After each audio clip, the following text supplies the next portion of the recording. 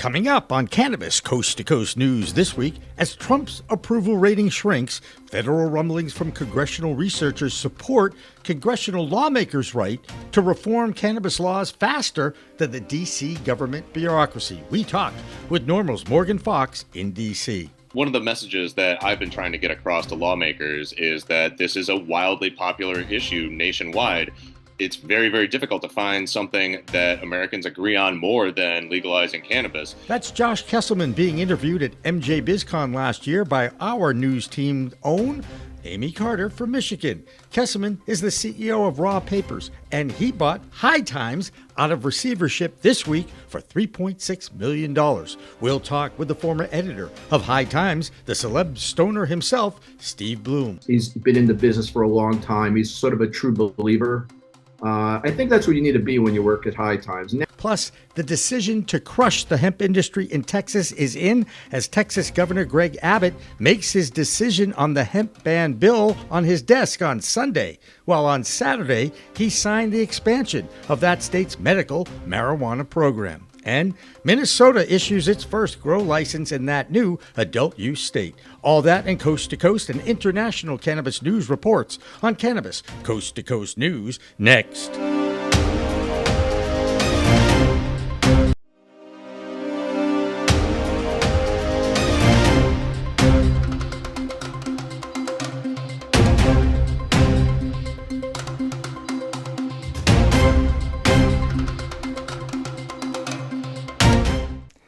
Happy summer, everybody, especially to our faithful pro-cannabis media supporters. I'm Jimmy Young, the executive producer of this weekly news show, Cannabis Coast to Coast News, and we've got some big news happening over the summer, so please continue to like, share, and subscribe to our YouTube channel. And if you haven't signed up for our newsletter yet, please do so on our website. That's procannabismedia.com. Karen Black does a great job on the design, and we release it every month.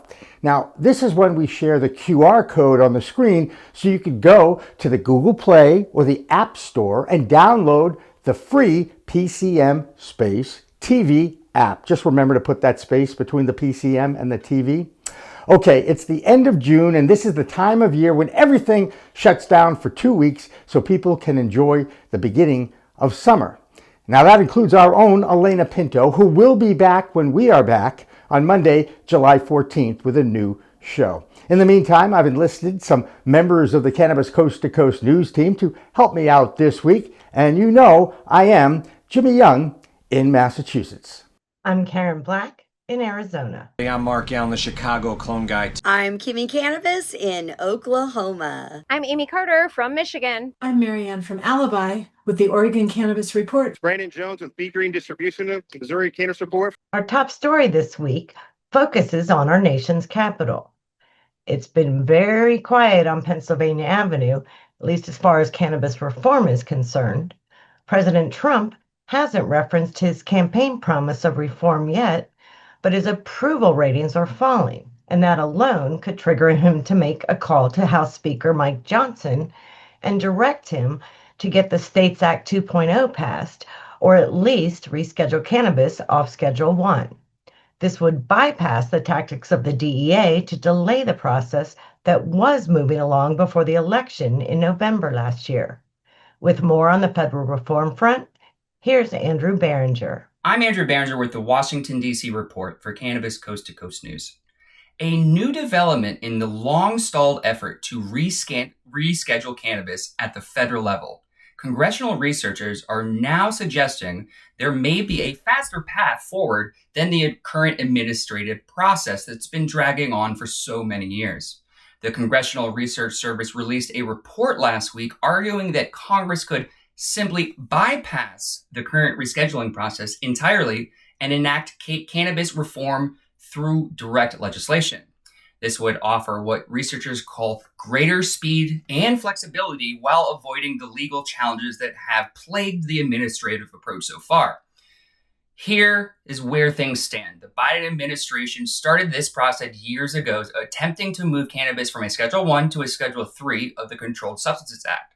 After an 11-month review by Health and Human Services, the DEA completed its own assessment and the Justice Department formally proposed the change. but then the process stalled. Administrative hearings have been on hold with no future action scheduled, and the Trump administration has now inherited this unfinished business. Enter Terrence Cole, whose confirmation as DEA administrator recently advanced through a Senate committee. Cole has called examining the rescheduling proposal one of my first priorities, saying it's time to move forward on this stalled process. However, surprise, surprise, he hasn't committed to any specific outcome and has previously voiced concerns about cannabis's dangers, including linking cannabis use to higher suicide risk among youth. Congressional action compared to administrative could happen immediately and would face much more limited court challenges. The report suggests that this isn't just about speed, it's about creating a better regulatory framework.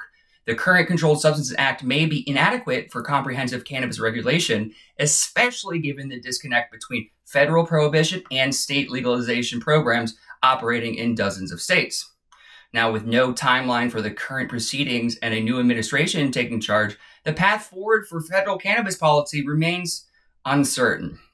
Well, that's the Washington, D.C. report. I'm Andrew Behringer, reporting for Cannabis Coast to Coast News. The regulatory divide in hemp and the cannabis industry is impacting lobbying efforts in Washington, D.C. and state governments all over the country. Ever since the Farm Bill was passed in 2018, the federal definition of hemp was set at 0.3%. That industry has grown into its own under-regulated billion-dollar industry. The over-regulated licensed cannabis community and businesses have never been happy with sharing the new market with this product. Both are made from the same plant, and when people figured it out, you can get high from hemp, that industry exploded.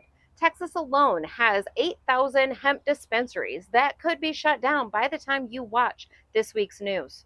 Now that Delta 8 product may not be as potent as its Delta 9 cousin in licensed dispensaries, but states like Texas and California are moving to totally ban these hemp-derived products. Executive producer Jimmy Young talked with NORML's political director in Washington, D.C., Morgan Fox. Thanks, Amy. Once again, we're able to reconnect with one of our friends in Washington, D.C. He is the political director of NORML, the National Organization for the Reform of Marijuana Laws. His name is Morgan Fox, and every time I see him quoted in an article, I tend to reach out to him so I can have an opportunity to hear it straight from Morgan's mouth. Morgan, always good to talk with you. Hey, Jimmy, how are you? Good enough. So I'm reading this week about the approval ratings of President Trump seem to be taking a bit of a hit here lately.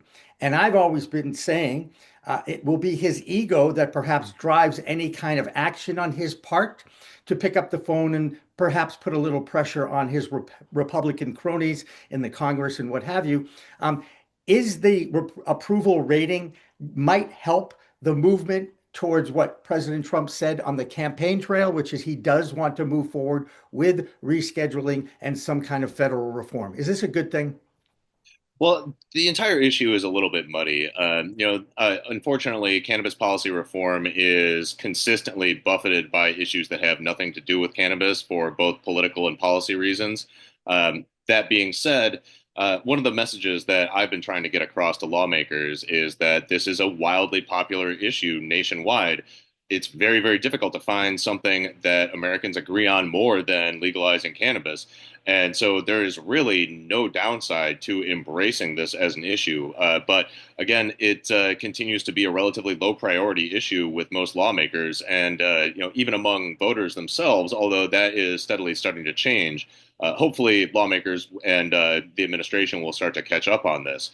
But I do think that there are some opportunities to elevate the issue of cannabis policy reform at times when either the administration or individual members of Congress are taking heat on other issues because it is so popular and it's a very easy win basically across the board.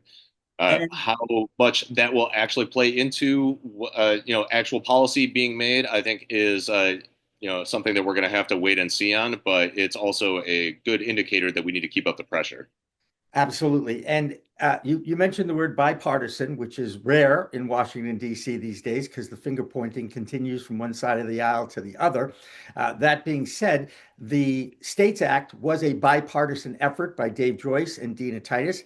It is at least it has gone into committees. What are the chances, and what do you hear about others perhaps jumping on board and joining this bipartisan effort to make federal reform?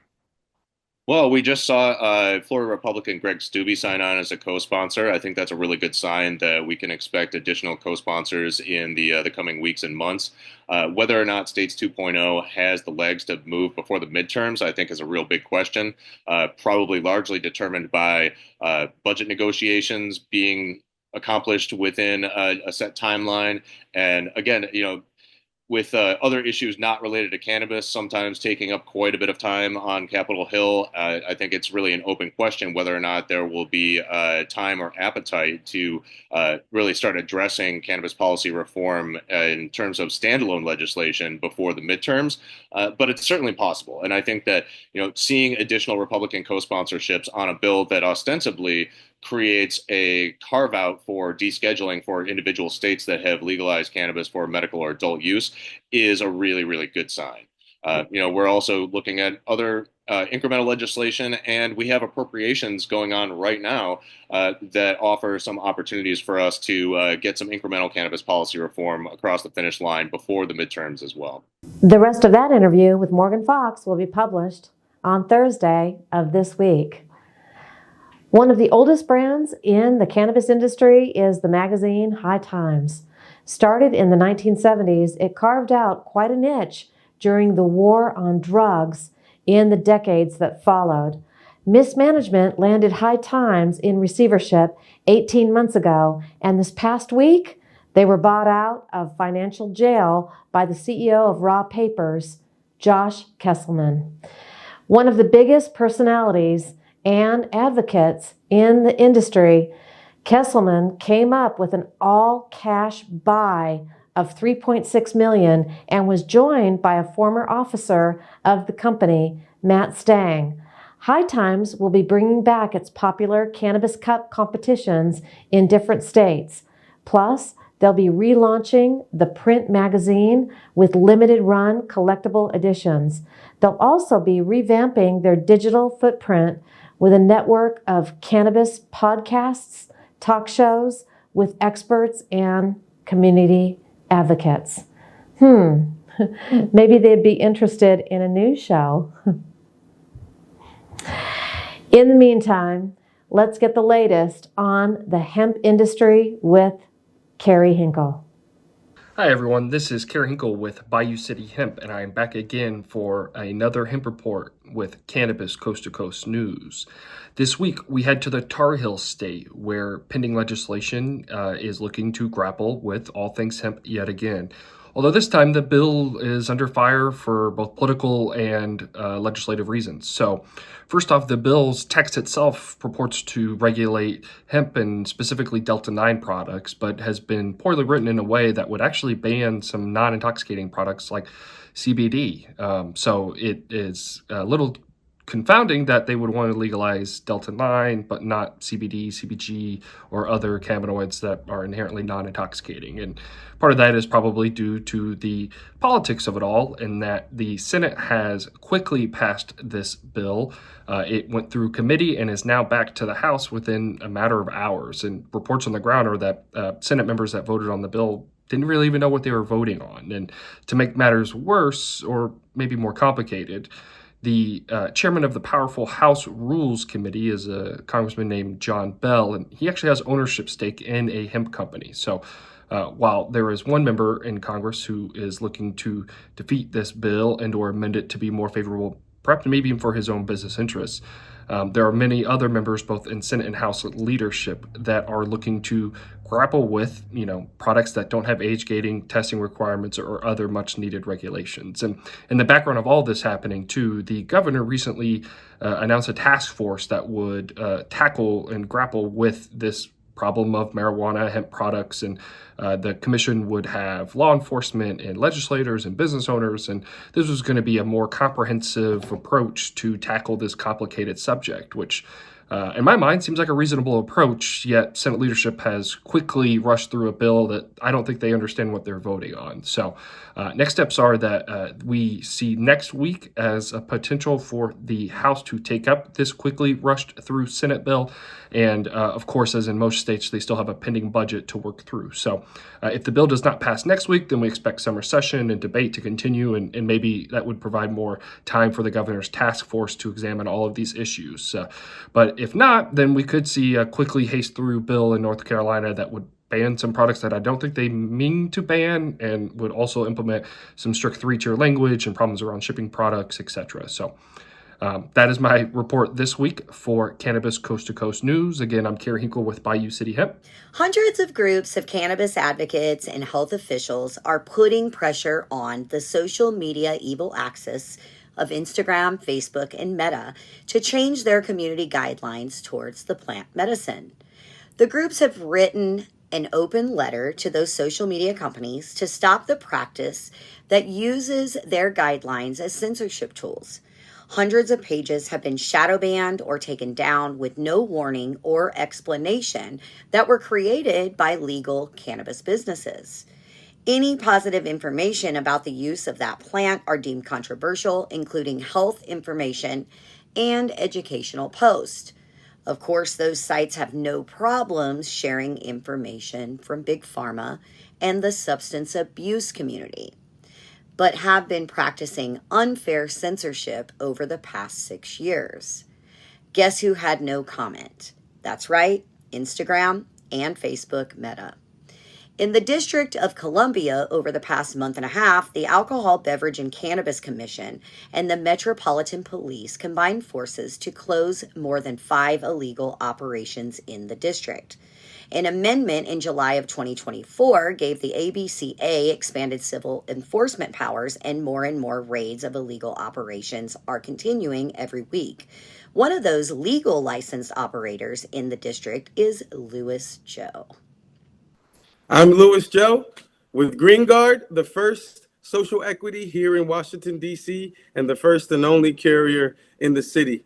I know firsthand what it means to be a victim of the war on cannabis, and now we're hearing with all the racket going on in politics how the feds are coming into our backyard to yet again stipulate on what we can and cannot do. So here's the thing. D.C. isn't a state. That means it doesn't get the same autonomy or protections that states do when it comes to cannabis policy. When the Cole memo was in place, states with legal cannabis markets had a kind of federal green light to operate without interference, as long as they follow certain guidelines. But DC, it was always in a gray zone. So when Jeff Sessions rescinded the Cole memo, that ambiguity got worse. Now, Ed Martin, currently acting or former acting U.S. Attorney for D.C., has reportedly expressed interest in rolling back what little protection D.C. has already. He's been accused of wanting to treat the district more like a federal jurisdiction than a self-governing entity. That's a big deal, DC, especially for medical cannabis licensees like you and like me, because it could mean increased scrutiny or even prosecution, despite local laws allowing us to work. This ties directly into what Morgan Fox, political director at Normal, said in his interview with Jimmy Young on Pro Cannabis Media. Fox emphasizes how DC residents and businesses are uniquely vulnerable because Congress can override local cannabis laws. But I know that a lot of people in the cannabis space were freaking out and thinking that this is a sign of things to come. I don't think that that's necessarily going to be the case. You know, we saw that even back as far as 2018, when Jeff Sessions, who was acting attorney general at the time, rescinded the Cole memo, that federal prosecutors and USAs continued to take a hands-off approach and not mess with anybody that was in compliance with state law, because they realized that it's a tremendous waste of resources, and they'd been operating under those auspices for a number of years. So they didn't actually change their behavior because Jeff Sessions decided to write a memo rescinding that official guidance. That being said, in the absence of federal budget restrictions preventing DOJ from actually going after people that are in compliance with state laws, all it takes is a rogue prosecutor or a particularly bad attorney general to turn around more than a decade of jurisprudence on this issue. So, I think that while I'm not incredibly concerned about any sort of crackdowns, I really want to have that codified in law, even though the budget language is only temporary, it only lasts for a single fiscal year. Having that that restriction on resource allocation is really, really useful in terms of giving people peace of mind, both patients and their providers. Advocacy matters more here than almost anywhere else. Groups like Normal are pushing for federal reform, but until DC gains true statehood or Congress backs off, the risk of federal interference remains real. So if you're operating in the district, it's not just about running a business, it's about navigating a political minefield. But you're not alone. I'm here with you every single week. There's a whole community of patients, providers, and advocates fighting to protect access and autonomy, and that's worth holding the line for. Let's continue to fight the good fight. I'm Louis Joe. That'll do it for the A Block, our first section of this week's Cannabis Coast to Coast News. We've got more state reports for you. Next, of course, is our international reports from Canada and from over the pond, as they say, in England. Cannabis Coast to Coast News continues after this.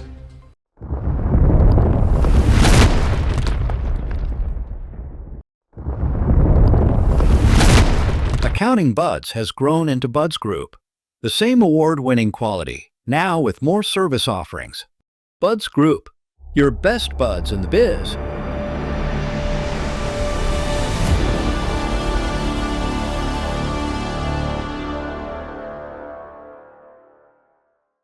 Looking for PR that over-delivers on expectations?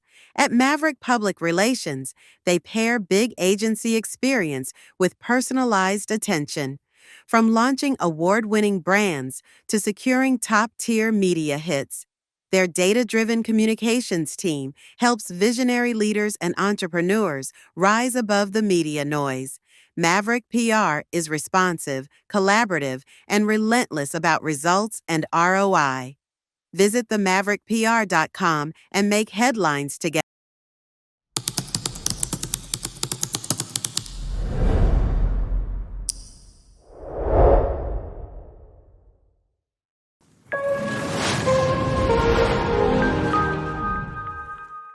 Welcome back to Cannabis Coast to Coast News. This is the B Block, and I am still the executive producer of Cannabis Coast to Coast News, Jimmy Young, filling in for the vacationing Elena Pinto. This is the time when we look at the cannabis news from around the world in our international block, and this, of course, is the beginning of European Cannabis Week, and that's where Ben Stevens and his business of Cannabis has been very busy, and they've teamed up with Mary Jane Berlin for a major trade show in Germany. Now, last week, I talked with Jamie Pearson from the New Holland Group about growth opportunities in that country despite its changing political makeup.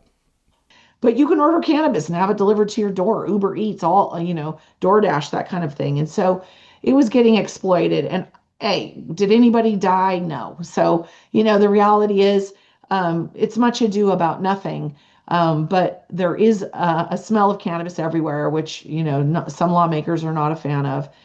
And the other piece of this is they're not getting tax revenue until we get into the adult use pilot program, because they're not going to tax their medical patients. So right now they're not getting addicted to tax revenue, and they really aren't going to see any of that revenue come in unless they start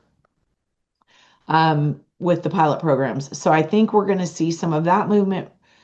Fingers crossed, dust off my crystal ball. But the people in the know seem to think it's going to come, fairly soon. And then here's the thing. The companies in Germany are profitable for the most part. This is a profitable enterprise. Pricing has remained relatively stable. And the part that blows my mind is that the way the German government allowed for import, can import through the countries that have legal import status, like Colombia, like Australia, like Canada, like Israel. And you, as a buyer selling into the German pharmaceutical, the apotheca, the pharmacies, you can go shop for really good quality cannabis at a really cheap price. And the German cannabis that is being sold through the medical program is significantly cheaper than the illicit market cannabis, which is mind-blowing to me. Over the past few weeks, Ben Stevenson, the editor of the Business of Cannabis Weekly, was focused on European Cannabis Week, and of course he's hosting a few events at the Mary Jane trade show in Berlin, Germany. Meanwhile, Dave Barton, our New England correspondent, is back and ready for an update from that country. I'm Dave Barton from Thermador with your UK Cannabis report for Cannabis Coast to Coast News. 500,000 medical cannabis patients in the next 5 years? That's what Grow Group's managing director, Pierre van Vepperen, wants to see, according to a recent interview with Cannabis Health magazine. But is it realistic? It's taken nearly 7 years to get UK patient numbers to just under 100,000. However, according to Van Vepperen, the increasing affordability of private clinics here in Britain, combined with patient access schemes, make medical cannabis a viable option. This against the backdrop of an underfunded NHS, with long waiting lists and many unable to access the treatment they need when they need it. The Grow Group chief references how a new breed of empowered patients are taking matters into their own hands and getting medical cannabis prescriptions. These comments come ahead of Cannabis Europa, which takes place in London next week, 24th and 25th of June at the Barbican Centre in London. For my next report, I'll be sharing some updates from the event. That's all for this week's UK report. I'm Dave Barton from Thermador, reporting for Cannabis Coast to Coast News. This is Debbie Facey with the Canadian Coast to Coast Cannabis News Report. So what we have in Canada this week is a high demand when it comes to the medical aspect of our cannabis, especially for international distribution, sorry. So we're talking about, especially in German, the cannabis import from Canada doubled between the year of 2023 to 2024, and that highlights the Europe's growing appetite. Canadians firmly believe that this is going to not only help us earn significantly here in Canada, but also will be helping the overall GDP when it comes to both our country and theirs. So this is something that we are obviously looking closely at and are very happy to hear because our cannabis is growing. The state of Pennsylvania continues to make noise about becoming the 25th adult use legal state to launch on the East Coast. But after one bill just didn't sit well with many in that state, there is now more movement as their governor, Josh Shapiro, continues to push his legislators to come up with a fair, balanced bill. So far, that's all that is happening in Pennsylvania. A lot of talk and not a lot of movement. We'll see how long that takes. Meanwhile, in Michigan this week, prices continue to fall, but the fight continues for advocates in that state for more reforms. Our own Amy Carter is always busy, and this week she spoke at a rally in her home state, something she does all the time. Here's Amy in Michigan. I'm Amy Carter with Michigan Weedsters for this week's Michigan Report for Cannabis Coast to Coast News. The Douglas County Sheriff's Office in Wisconsin has seized over 11 pounds of cannabis that came from Michigan, reminding residents that legal weed from Michigan or Minnesota cannot be used in Wisconsin. They warned, don't bring your legal weed to Douglas County, emphasizing that transporting it there could lead to prison. The Michigan Republican Cannabis Caucus is rallying against two bills that would allow police to collect saliva samples from drivers for impairment tests. They argue the tests are unreliable, citing a previous pilot program's flaws. Caucus Chair George Brinko labeled the bills corporate welfare for drug testing companies and is urging public opposition. Over on the west side of the state, Niles Township has approved 21 cannabis dispensary licenses, aiming to boost economic development. The Greater Niles chapter of Chamber of Commerce president believes not all licenses will be utilized, but sees potential for increased tax revenue and revitalization of the area. particularly taking advantage of Indiana's slow progress on legalization. That's the highlights for this week. Stay lifted, Michigan. This is Amy Carter from Michigan Weedsters for Cannabis Coast to Coast News. One more note out of Washington, D.C. A group of conservative Republican senators have reintroduced a bill that aims to increase penalties for all THC-infused edibles that look like candy.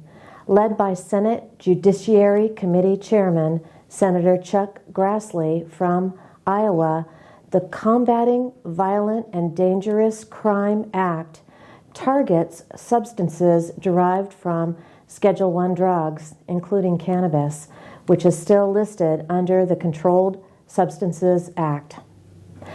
Just another reason why federal reform with fair regulations is so needed at the federal level. Now let's check in with Kimmy Cannabis to see what's going on in that Sooner State. I am Kimmy Cannabis from Can I Talk About It with the Oklahoma Cannabis Report for Cannabis Coast to Coast News. Oklahoma cannabis community was shaken this week when Modern Medicine Farm, a major live resin producer, burned down. And while everyone's still processing the loss, competitors are already raising prices due to the supply gap. Now, at first glance, this might seem like price gouging, but many in the industry say this correction might be long overdue. Since 2020, Oklahoma's market has been so oversaturated. Big players and small farms raced each other to the bottom. Prices have been far too low for far too long, and that directly impacts quality, sustainability, and longevity. So while it's unfortunate that it takes something like a fire, this could be the wake-up call we needed. If we would all work together on fair MSRPs, then pricing would reflect value and quality, not just desperation or survival. In other news, the new pre-packaging rules, a nightmare for most. Businesses are reporting rising costs, wasteful packaging, and major frustration trying to adapt. This new normal is anything but smooth, and concerns are growing over both environmental and financial impact. That's it for the Oklahoma Cannabis Report. Peace, love, and all that good stuff. I'm Marianne from Alibi with the Oregon Cannabis Report for Cannabis Coast to Coast News. This week, I'll highlight some of the details of SB 558, which Governor Kotek has signed into law. These items still need to go through rulemaking and will become effective January 1st, 2026. Senate Bill 558 is a modernization bill driven by the Cannabis Industry Alliance of Oregon, CHOW, and its members. It delivers practical, business-friendly updates for Oregon licensees, expanding what you can do at industry events and with your staff, and providing new tools for growth, training, and collaboration. This is a great example of how trade associations can help drive the industry forward. Here's some details. First, it expands trade sample allowances so that the industry can have more robust training, better quality control, improved wholesale marketing, and smarter buying. Licensees will be able to distribute samples representing their entire product line, proportional to the number of employees receiving them. And you should no longer have to record which employee got which sample in metric. So this will reduce administrative burdens on licensees. Next, it enables cannabis licensees to distribute trade samples at OLCC registered industry events. So no more separate deliveries. And paired with the ability to do actual transfers and sales at B2B events, this will greatly improve efficiency. So we can now do direct sales at wholesale events as opposed to just taking orders and then arranging for delivery later. It also enables producer-to-producer flower transfers without common ownership. So what that means is that farms can sell flower back and forth amongst each other without having to use an intermediary as the wholesaler.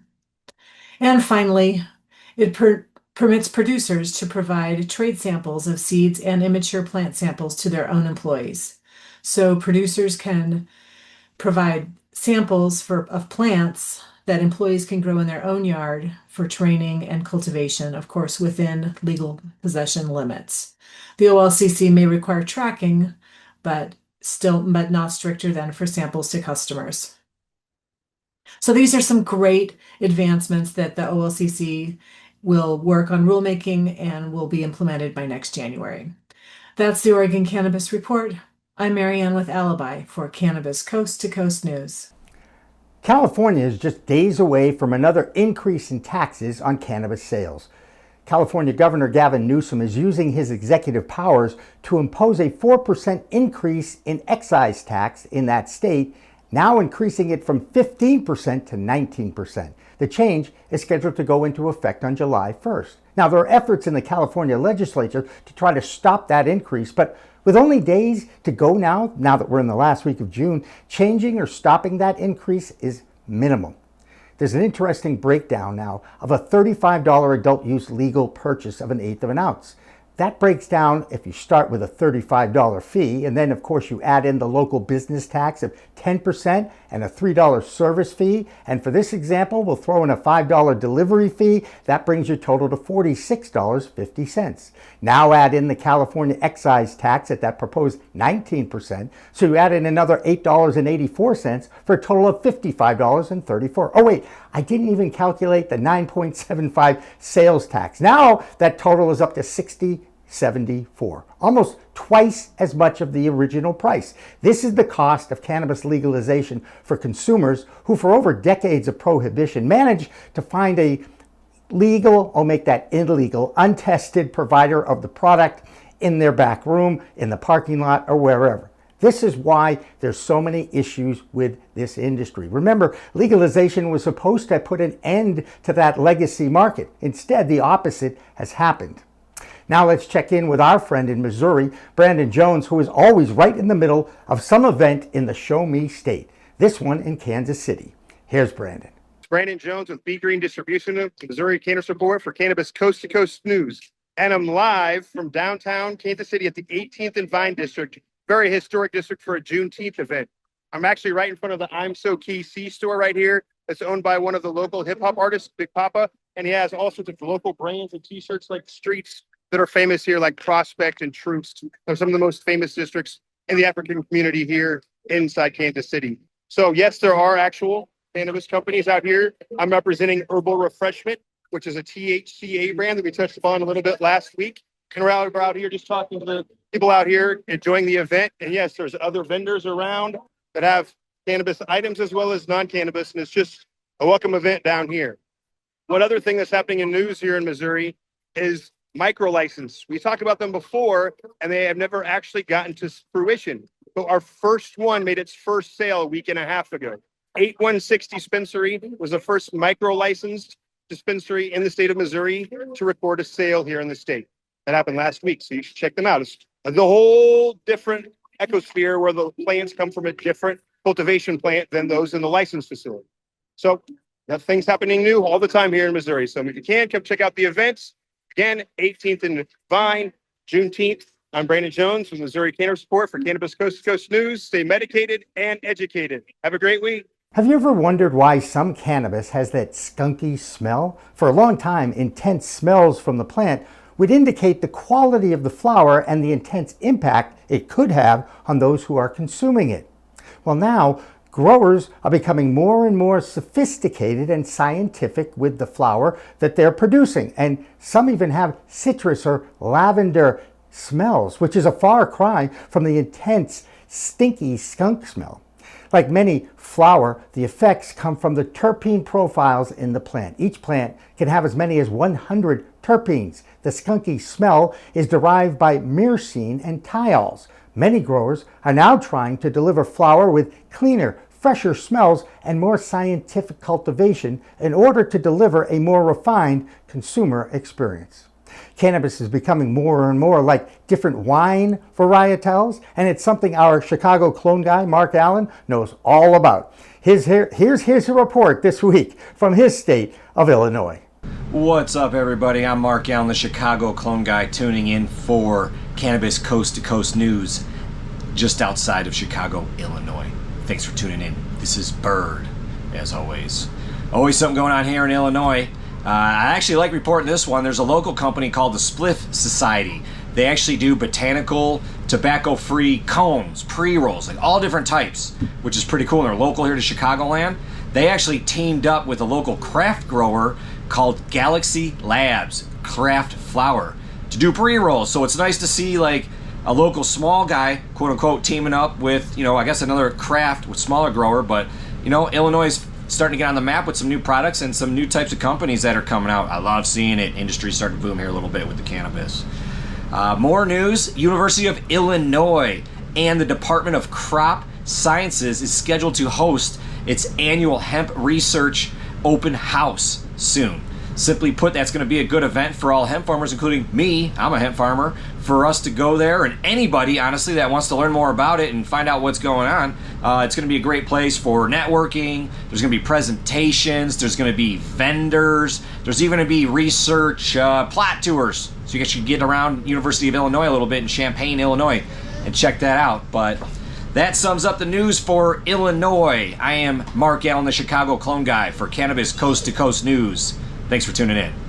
Well, that'll do it for the B Block, or second section of Cannabis Coast to Coast News this week. But don't go away. We've got an exclusive interview with the former editor of High Times magazine. That'll be Steve Bloom, the celeb stoner himself out of New York. And we get his reaction to the rescuing of High Times from receivership by the CEO of Raw Papers, Josh Kesselman. Cannabis Coast to Coast News continues after this break.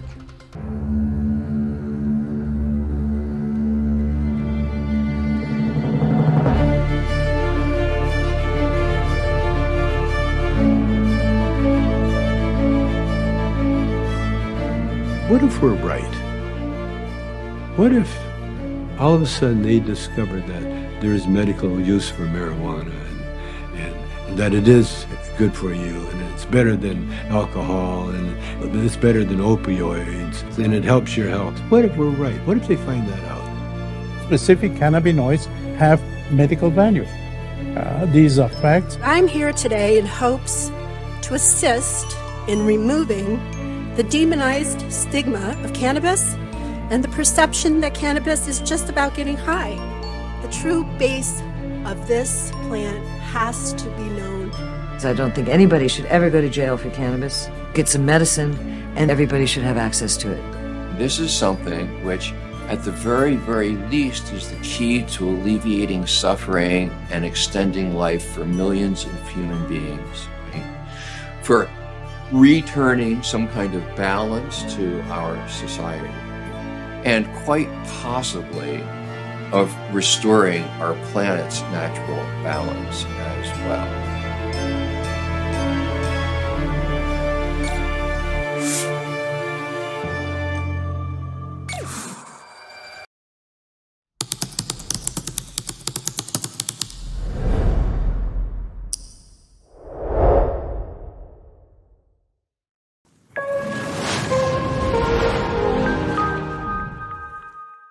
Hi, everybody. Welcome back to Cannabis Coast to Coast News. I'm the executive producer, Jimmy Young, and I promise that Elena Pinto will be back for the next show on July 14th. And one final reminder to download the PCM TV app. It's the best way to keep up with all the news to fight the end of cannabis prohibition. You just scan that QR code on the screen, and that will take you right to the Google Play or App Store. And then download it for free access to the past 4 years of news shows, exclusive interviews, and a video on demand of each week's news show first.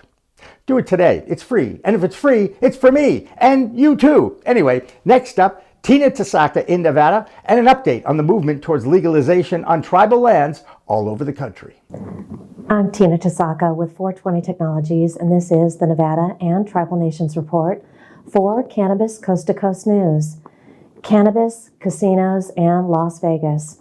3 giants that I speak of often, and days ago, Forbes released an updated article on June 16th in regards to panel discussions and chatter on this subject.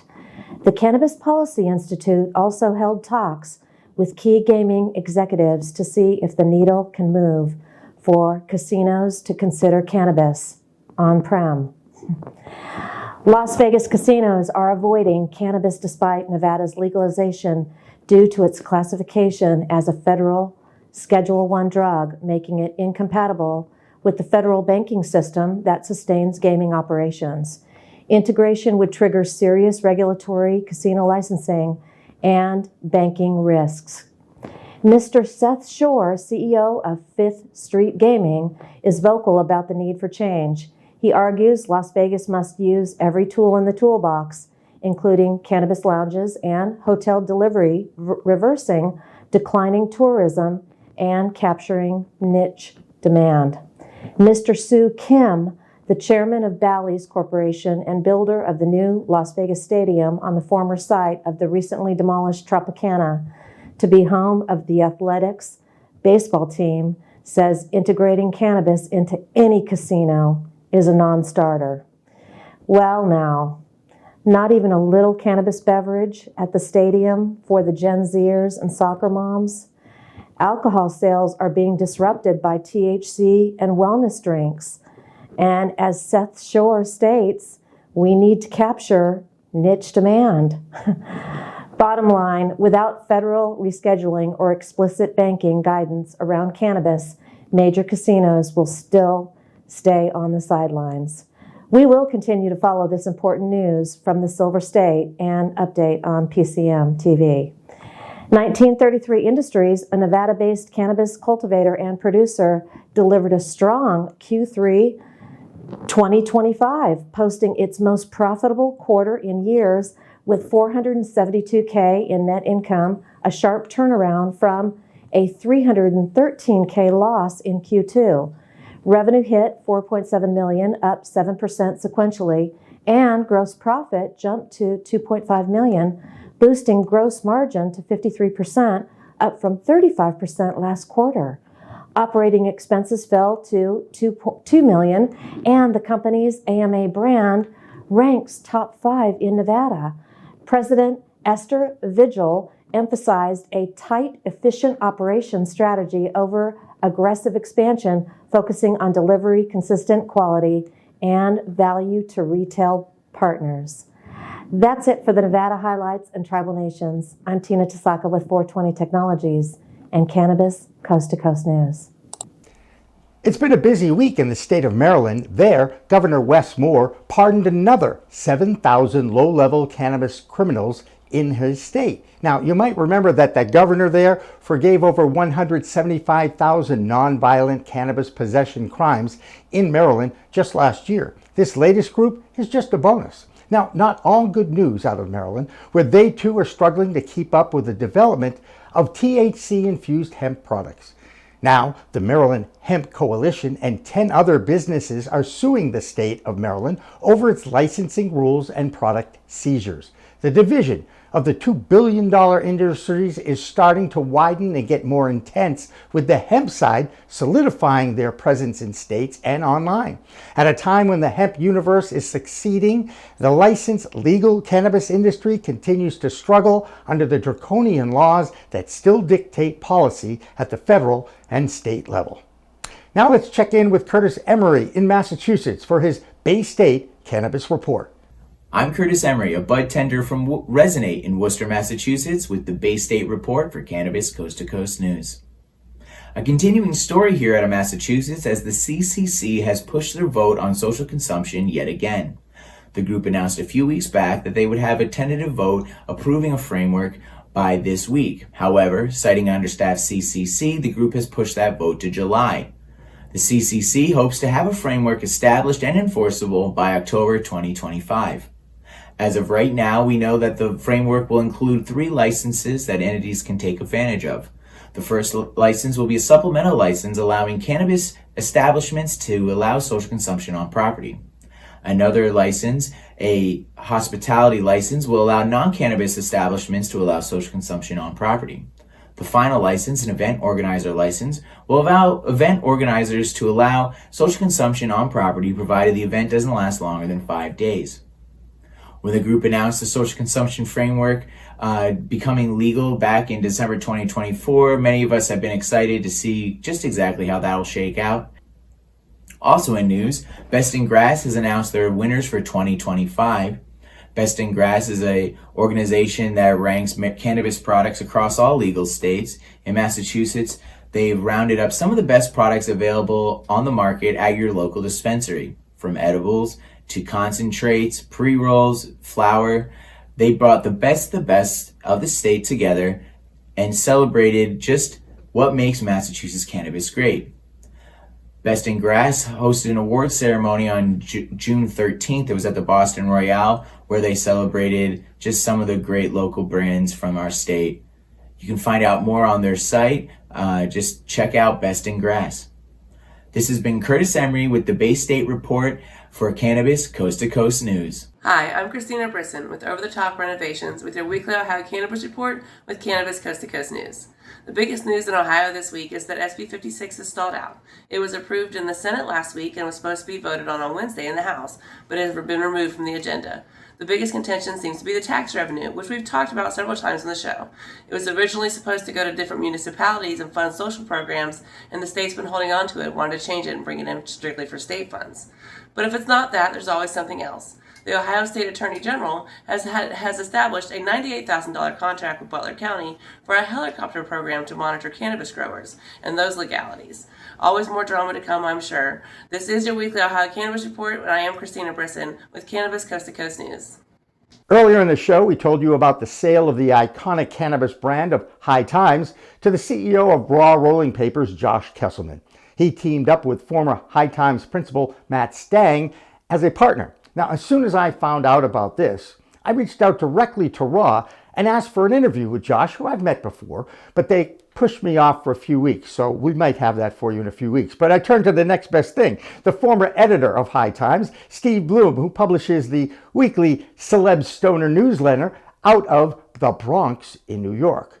Why? Well, Steve was the editor of High Times for 19 years, so I get why he was able to land Josh for an interview that is part of his Celebrity Stoner, that would be the Celeb Stoner newsletter, this week.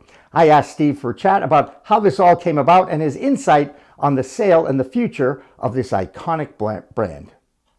You were the first person I thought of, Steve, when I read the news article, because you have history with not just Josh, I'm guessing, but also with Matt. Is that accurate? Well, yeah. I mean, I know Matt. Matt worked up at Matt Stang, who's part of the team that bought High Times. I mean, Josh Kesselman bought it, but Matt is his kind of teammate, with this, and his advisor. Matt worked up at High Times when I was there. He was a younger guy, came up there in the late '90s. He was an intern. He was friends of family of the owners. Like they knew his parents, and they kind of came out of school, and here's a job for you. And he worked in the ad department. He just sold ads, and he was very good. He sold a lot of ads and made the company money. So he rose up in, there. But I was gone by the time he sort of rose up pretty high up to the top or whatever, in those sort of the mid 2000s era, when the company was sold. One of the owners died in that era, and things changed dramatically, when they decided to kind of sell the company. And they sold it to an investor type group, and they really did a number on High Times over the last 7, 8 years, really, damaging the brand. And thankfully, with the entire mess that was created, the brand was so devalued that Josh Kesselman was able to buy it for $3.5 million. That's not a lot of money for a long-term brand like that. And it's still the most recognizable brand in cannabis history. Okay, it may not be today, but certainly in cannabis history. There are plenty of people, as you know, Steve, that are younger than both of us that have no idea the depth of the culture impact High Times had on the movement back in the 70s and 80s. Yeah, that's true. I mean, High Times is, at this point now is less known by younger readerships, but maybe Josh Kesselman says, High Times inspired him to get into the whole business that he's in now, which is rolling papers. His background is a cool background. His father was into rolling papers, and so they were like a rolling papers family. And he learned from his dad, and then I started to run head shops and things like that back in the pre-legalization days. So, High Times inspired people to kind of step out of their closet a little bit and not hide so much about their use. And people like him who are entrepreneurs, they found business angles to get into the industry. Raw is a very successful brand. Pretty much independent, overall. I mean, there's, a handful of big, rolling paper brands in the country and the world, and they're one of them. Yeah, I mean, he's just kind of worked his way up, just kind of like Matt Stang did. So they're kind of younger guys, in the community that have, put in a lot of time. And, Matt, obviously having worked at High Times, was probably privy to information of what was happening there. And, there were a bunch of offers and, Josh won it. I'm not sure if he gave the most or whatever it was, but, they stepped up, when there was a receivership, the company was for sale, and they were actually selling pieces of the company. They bought the whole thing. Even this logo, this bong hitters, that was a trademark that was being sold. If somebody wanted to just buy the bong hitters trademark or even the name Danny Danko, you could buy or all kinds of cannabis cup marks and things like that. But I believe he just bought the whole thing. Where's the celebrity stoner materials? Come on, where's that? Where's that stuff? Well, it's not part of High Times. Yet. No, it's not the plan. But I mean, I created Celeb Stoner after I left High Times. It was kind of like, stuff that I was doing at High Times. I brought it over, into Celeb Stoner. That's right. And you're doing a great job, Steve. I read it every week, and you are a great source of information for the cause, and I appreciate the work that you put in. Real quick, just a basic reaction of the fact when you heard that it was Josh Kesselman that was buying High Times. Did it say to yourself, "Oh, good, we finally have somebody who understands the culture and business and wants to maintain this brand"? Were you excited about that? Super. I mean, I met Josh last year at the trade show at Javits that was called the CWC and now is called Cannabis Means Business. And they have it every year in June. And Josh was like the talk of the show. He has such a personality where he loves people. He's a people person. So he was working the floor. He didn't come there and just do a panel discussion and disappear. Right. He spent 2 days there working that floor and saying hello to everybody and doing interviews with people like me. And he has a good publicity team. So they connected all of us media people who wanted to talk to him and gave us interviews, that time. So that was where I was able to kind of just connect with him. And, in my conversation with him, I just felt like we had a lot in common. He's from New York. He's Jewish. He's been in the business for a long time. He's sort of a true believer. I think that's what you need to be when you work at High Times. Now a little bit less because it's legal now in a lot of places. Back when I was doing it, it was illegal everywhere. You have to really be a true believer to kind of do what we were doing because it wasn't even necessarily good for our careers. A lot of people say, "Why are you working at High Times? I should have been working at Rolling Stone." Well, I would tell them, "Hey, Rolling Stone didn't hire me. I wrote for them, but they didn't hire me. I wrote for High Times, they hired me. Somebody recognizes your talent or have the opportunities and the openings are there." So, High Times, the door swung open for me and my career changed dramatically once I moved in that direction. I was able to incorporate the stuff that I like to do, music journalism at High Times and celebrity coverage, because that's what I kind of did before I worked at High Times as a music journalist. So I was able to incorporate that, but I also had to learn the world of High Times, what was really going on there. It wasn't just about bands, singing about weed. Obviously, it was about the politics of, legalizing the plant. And I had to learn a lot, once I went there to understand what was really going on. I had no idea so many people were getting arrested for marijuana outside of New York, where at that time in the late 80s, it was hard to get arrested for weed in New York. A few years later, when we had, the Giuliani Bloomberg leadership, there was mass arrests. And I was actually one of the people who got arrested in that era of 5, 6, 700,000 arrests over like a 20-year period. But when I grew up in New York, it was very lenient and very permissive in terms of marijuana. And a quick update on what's going on in New York right now. I noticed they had a recall recently, but that's just par for the course in this industry these days. Can you give us a quick overview of what's going on in the state of New York as far as the rollout and the move from infancy to toddler? It keeps on rolling. There's over 400 stores now in the state. They keep opening one after another after another. The opportunities have been given to people, who struggled and had been arrested or were on the other side of the law when it came to marijuana. So New York did something totally different than any place in the country. Gave opportunity to people like that before they let the bigger companies come in and kind of sort of take over. It's a good rollout. I mean, things are good. My biggest complaint is pricing and things like that. But up in Massachusetts, where things are mature, you see a market there that's affordable. Our market still is not affordable. So you think the benefit of legalization is prices would drop. Okay, what are the two benefits of legalization? You don't get arrested and prices drop. That you can go to a store and you have multiple choices and, there's a lot of competition and the prices go down. But that takes a few years. New York's only 3 years in now. It's going to take a few more years to, keep the prices kind of up. But so, I'm not crazy about that. You would think the benefit would be that it wouldn't cost us so much, but because the rollout has been slow and because there's so many new companies in the business trying to make a couple of bucks, they're keeping the prices up. So you're still paying $50, $60 an eighth in New York, which is, I mean, I understand it's closer to 20 in Massachusetts. So that's what I'm looking for. I'm looking for the benefit that we get from legalization besides not getting arrested, that we save money. It's a fascinating lesson in supply demand and rollout and all this stuff. And the issue, of course, what happened in Massachusetts is all the early adapters, if you will, and the ones that got in and got the thing going, have had issues and have had to fail. A lot of them have closed their doors, but just as many have opened up. And of course, that is really what survival of the fittest in the economics of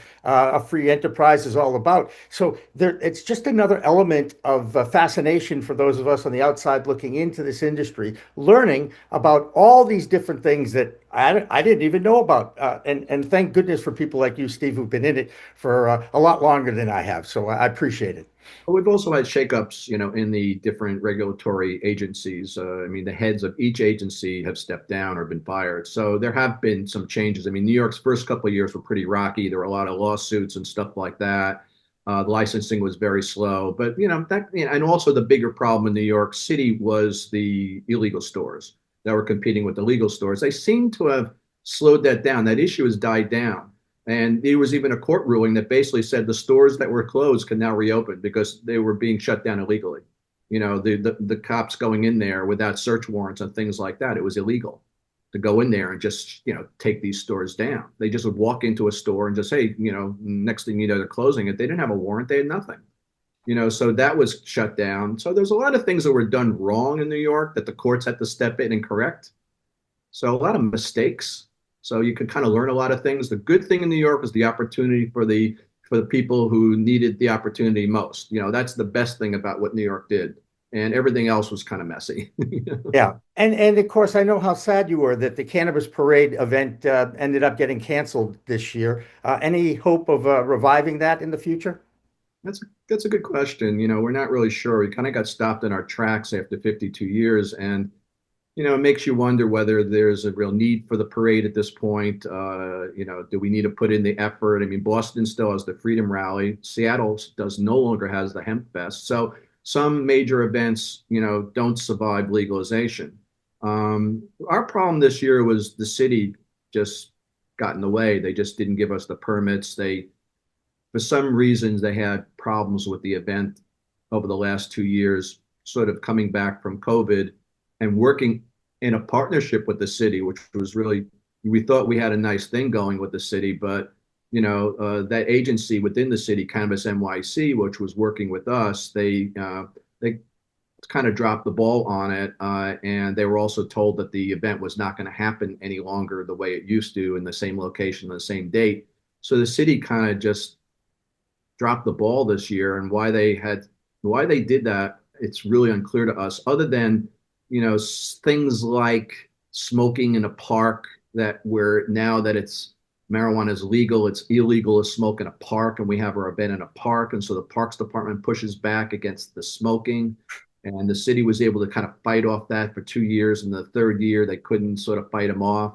and they complained about the parade route, and we had too many floats and things like that. And they just a lot of complaints. I didn't really understand exactly why they couldn't find a way to just work us in one time a year. We do this event. What is the big deal? One time a year, some smoking in that park. One time a year, a couple of floats down Broadway, heading to the park. I mean, one time a year, can't you just work with us?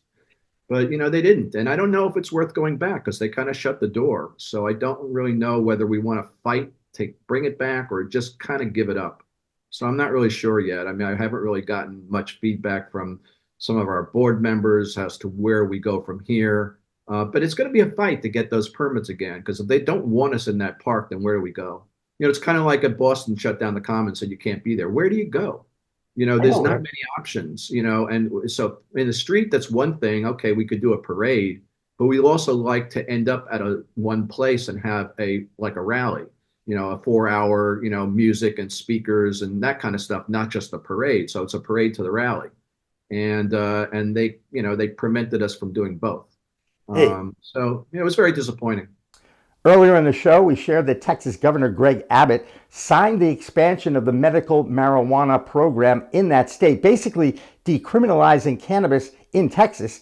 And now it increases the amount of states with medical programs in this country to 40, plus the District of Columbia.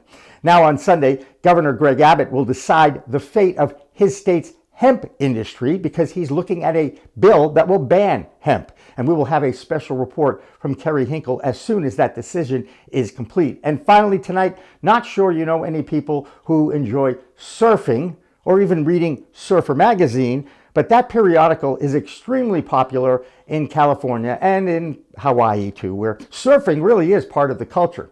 Now, the magazine has entered into an agreement with Embark, a licensed retailer, and the Maui Wowie Edibles brand to run their ads in the magazine. It's the first time in its 65 years of existence that Surfer Magazine will be waiving the advertising ban and allowing cannabis companies to have access to their readership. Of course, the ad has to be compliant with state regulations because, after all, it's a licensed provider. They have certain rules and regulations they have to abide by. So this is just another step towards normalization and acceptance, and that is a good sign, and it'll do it for this week's Cannabis Coast to Coast News Show. I'm Jimmy Young, filling in for Elena Pinto, who will be back when we produce our next full show on July 14th. Happy birthday, America. Celebrate that 250 years of existence and enjoy the 4th of July. And remember, it's a whole new world of weed out there. Consume responsibly.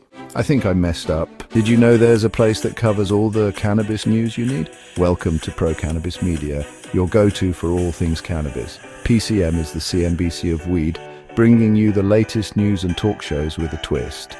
We've got 16 state correspondents and multimedia journalists from around the US and Canada. Hey everybody, it's Brandon Jones with Big Green Distribution with the Missouri Cannabis Report. I'm Karen Black from Greenfinger Consulting with the Arizona Cannabis Report. I'm Amy Carter from Michigan Weedsters. Andrew Behringer here reporting from Washington, D.C. Debbie Fazy with the Canadian Toke of the Week. It all started back in 2018 when founder Jimmy Young kicked off the In the Weeds podcast.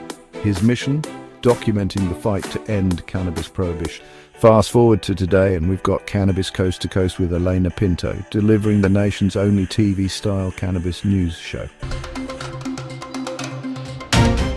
Hi everyone, welcome to another edition of Cannabis Coast to Coast, PCM TV's weekly roundup of industry news from California to New York. I'm Elena Pinto. As of August 2024, PCM has racked up over 1.2 million views and 14.5 million impressions on our YouTube channel. With 15,000 subscribers and growing, our reach is spreading like wildfire. PCM's website, YouTube, Rumble, Discord, Roku, Twitch, Spotify, iHeartRadio, Apple Podcasts, and even our very own PCM TV app. Get your cannabis news fix with Pro Cannabis Media. We're here to keep you informed and entertained. Stay tuned and stay lifted.